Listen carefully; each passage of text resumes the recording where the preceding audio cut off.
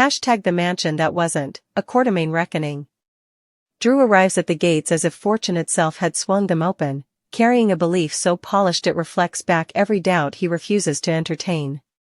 By the time he crosses the foyer of the Quartermain mansion, he has rehearsed the triumph in his head 100 times, a deed transferring ownership from Monica's elusive sister, a technicality sharpened into a blade, an old house finally bending to his will.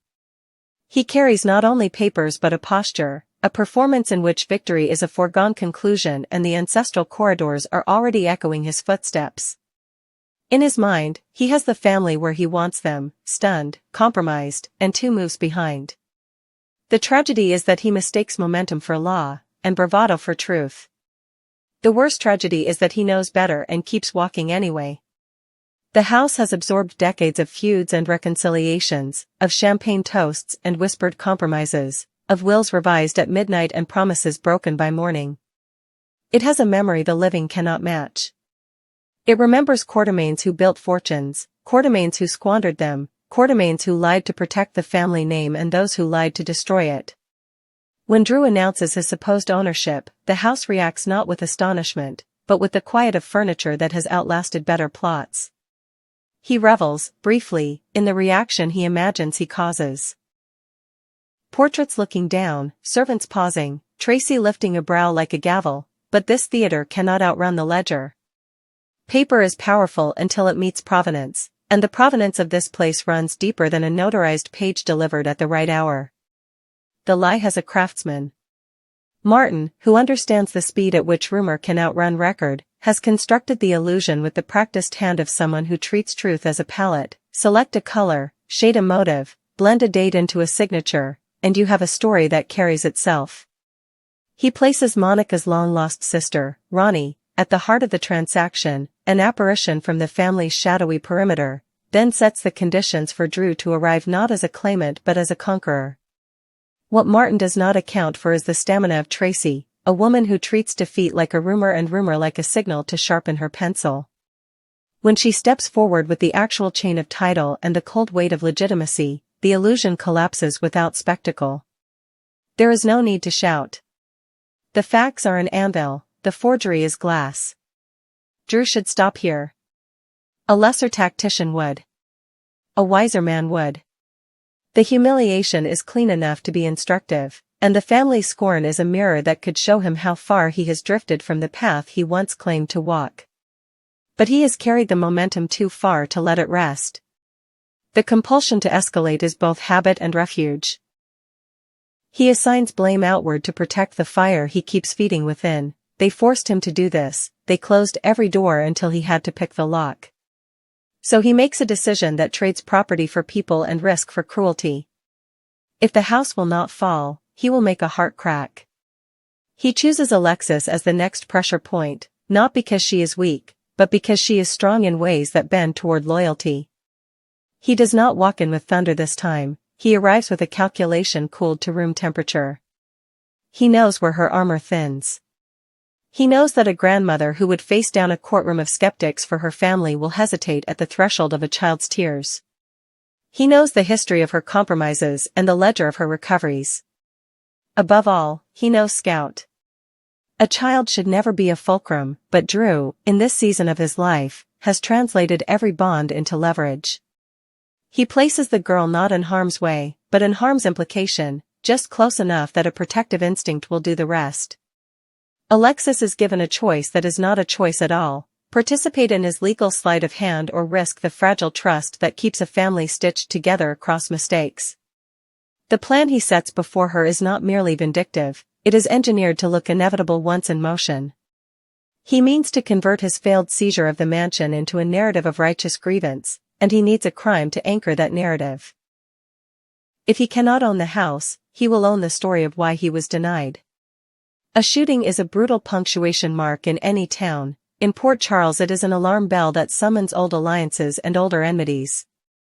Drew decides that the most efficient way to convert sympathy into currency is to appear as a survivor of an attack, and the most destabilizing name to attach to that attack is Michael's.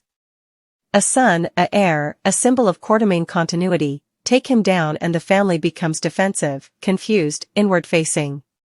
While they scramble, Drew imagines himself repositioning as a victim wronged by a dynasty that publicly professes unity and privately consumes its own. To make a frame hold in court or in rumor, one requires more than accusation, one requires architecture. Drew understands this too well. He sketches a chain of events that will cast Michael as volatile, wounded by the power struggle over the mansion, provoked by Drew's taunts into an act of violence. He catalogues schedules, invents motives, drafts an evidentiary shape that, if unchallenged, could be argued with far more confidence than his claim to the house ever deserved. Alexis's role in his design is precise and ruthless, not to fabricate outright, but to contextualize facts until they tilt. He asks her to bend her ethics in the direction of protection, to tell herself that ensuring Scout's stability is worth trimming the edges of the truth. He does not shout, he suggests. He does not threaten. He implies what will be broken if she refuses. The cruelty in this is not loud. It is meticulous. Tracy, meanwhile, does not celebrate her victory over the deed, she inventories the fallout. She has seen too many wins turn into aftershocks. Her read is unromantic, the family has been spared a dispossession, but the cost is an antagonist who has reset his aim from wood and plaster to nerves and names. She begins to move on several fronts at once. She consults the real lawyers rather than the actors who play them, closes any gaps Martin's fabrication may have used, and makes it plain that the house is not simply a structure but an institution with continuity plans more robust than any single heir's personality. She also steps into a role she can pretend to dislike but secretly relishes: bulwark, strategist, matriarch sharpened by necessity. If Drew is going to use narrative as a weapon, she will ensure he meets a historian who can quote chapter and verse. There is another strategist in town who refuses to be a spectator. Sonny's allegiance to Michael is not contingent on perfect behavior, it is rooted in the hard knowledge that families in Port Charles are only as safe as their narratives are coherent. He knows a frame when he sees one, and he recognizes Drew's method: flood the zone with insinuation, let grief do the heavy lifting, and keep your hands technically clean. Sonny's intervention is not theatrical, it is procedural. He hunts the seams in the story Drew wants to tell, the moments that will not bear weight if pressed. He reconstructs the hours Drew hopes will only be glanced at. He anticipates the cross-examination before the accusation is even filed. He is not playing hero, he is disabling a device. In that disabling, another name emerges, not as a savior, but as an axis of risk: Portia. She is not a pawn to be sacrificed for convenience, she is a physician, a partner, a person with her own maze of loyalties and flaws. Yet in the geometry of Drew's plan, she represents a plausible alternative vector for suspicion. A scheduling coincidence, a medical record, a phone left on during a crisis, any of these can be magnified until they look like intent.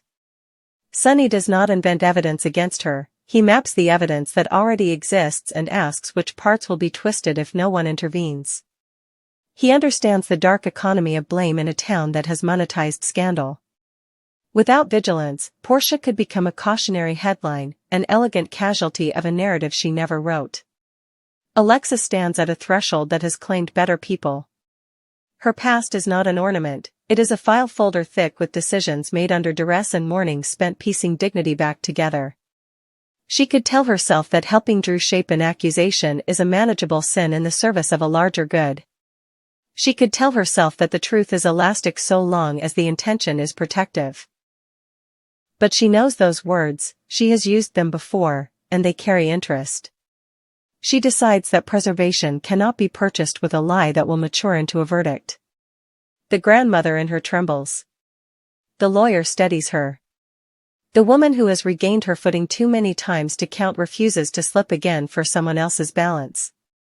When she refuses, Drew adjusts the narrative again, because he always does. He insists to himself that he is not cruel, only cornered. He insists that the Quartermaines are doing to him what he merely tried to do to them. If they can enlist institutions and public sentiment to defend their property, why can he not enlist spectacle and insinuation to defend his ego? In this spiral, every no becomes proof of persecution and every boundary becomes an insult. He is moving fast enough now that even victory would not satisfy him, velocity has become the goal. He has forgotten that acceleration without direction ends not in triumph, but in wreckage. Martin watches his handiwork from a professional distance and learns, belatedly, the danger of courting chaos. A lie he could manage has metastasized into a campaign he cannot. He underestimated Tracy's endurance, oversold his own control, and invited into the game a player who does not observe the old rules. If he were wiser, he would retreat and rely on the legal instincts that once kept him solvent. Instead, he hesitates, a perfectly human pause that in this arena looks like complicity. The distance he thought would protect him becomes the very space in which suspicion grows. The Quartermain mansion, spared the indignity of false transfer, becomes a staging ground for a different kind of defense. Tracy does not barricade the door, she opens it strategically. Allies enter, some obvious, some uneasy. Histories are compared, timelines synchronized, impulses given something steadier than anger to hold. The house that has absorbed so much conflict becomes, for a disciplined moment, a laboratory of truth. Old enemies are asked to audit their grudges, old friends are asked to audit their confidence. The work is unglamorous and absolute. In families like this one, salvation rarely arrives as a revelation, it arrives as a spreadsheet that refuses to bend. Michael endures the kind of scrutiny that can deform even an innocent man, the suspicion in others' eyes, the self-examination that starts as integrity and veers toward paranoia, the awareness that every benign memory can be recut into a sinister montage by someone with an agenda. He does not collapse under it, though he tilts. He measures his breathing, speaks precisely when required, and refuses the temptation to make a dramatic declaration that would comfort his allies and feed his enemies. He understands that in wars of narrative, restraint is not weakness, it is the quiet discipline that keeps powder dry. Portia finds herself in a parallel ordeal, less public at first, more corrosive for being private. Her competence is her identity, and competence becomes the first casualty when gossip begins to draw dotted lines between her day and someone else's disaster. She answers questions before they're asked. She checks the logs twice. She rehearses a defense she should not need. She does not panic, she tightens her craft. That is her rebellion against a rumor designed to unravel her. If the town demands a flawless performance to concede her innocence, she will give it an unflinching one, not to appease it, but to remind herself that excellence is a fortress built from the inside. The reckoning lands not as a single dramatic twist but as a series of small defeats for the scheme that wanted to be inevitable. A surveillance timestamp does not match a witness's recollection. A medical entry corroborates a routine Portia had no reason to alter. A digital breadcrumb undercuts a timeline Drew assumed would be taken on faith. The elegant scaffolding he constructed to suspend Michael over a chasm cannot bear the weight of verification. Alexis's refusal leaves a gap no substitute can convincingly fill. Martin's fingerprints, faint though they are, show up where they are least welcome. Sonny's anticipation turns what could have been a rout into a controlled burn. None of this feels like triumph. It feels like relief tempered by the knowledge that a man who will weaponize family can always find another edge to sharpen. Tracy keeps the ledgers open. Alexis keeps her boundaries drawn in ink. Michael keeps his counsel. Portia keeps her practice impermeable to whispers. Sonny keeps walking the perimeter, not because he is a hero hunting for applause, but because he knows that security in a town like this is not a state, it is a posture you must maintain even when the street is quiet. Drew is left with a choice that is not theatrical enough to satisfy the adrenaline that has guided him, to slow down. He can call the escalation what it is, a failure of nerve disguised as a strategy, or he can locate a new enemy and throw himself at it with the same injured righteousness. He can decide that losing the house was a closed chapter that does not require a body count to dignify it. Or he can decide that the only way to reassert control is to set another fire and claim he is merely warming his hands. The city waits, not breathless but wary, because it has learned the pattern by heart. When entitlement bruises itself against a boundary, it calls the boundary cruel. The house breathes. The portraits remain, unpersuaded by anyone's favorite version of events. The staircase remembers footsteps that were heavier than today's. The study remembers confessions that were quieter than tonight's. The kitchen remembers breakfasts eaten after nights everyone swore to forget. Continuity is not complacency. It is the insistence that a family, if it is to survive its most reckless ambitions, must be defended by people who are unimpressed by spectacle and fluent in the small, relentless verbs: check, file, call, verify, refuse, proceed. In the end, the Quatermain saga advances not because a villain is vanquished or a hero is crowned, but because enough people chose accuracy over appetite. The forged deed collapses under provenance.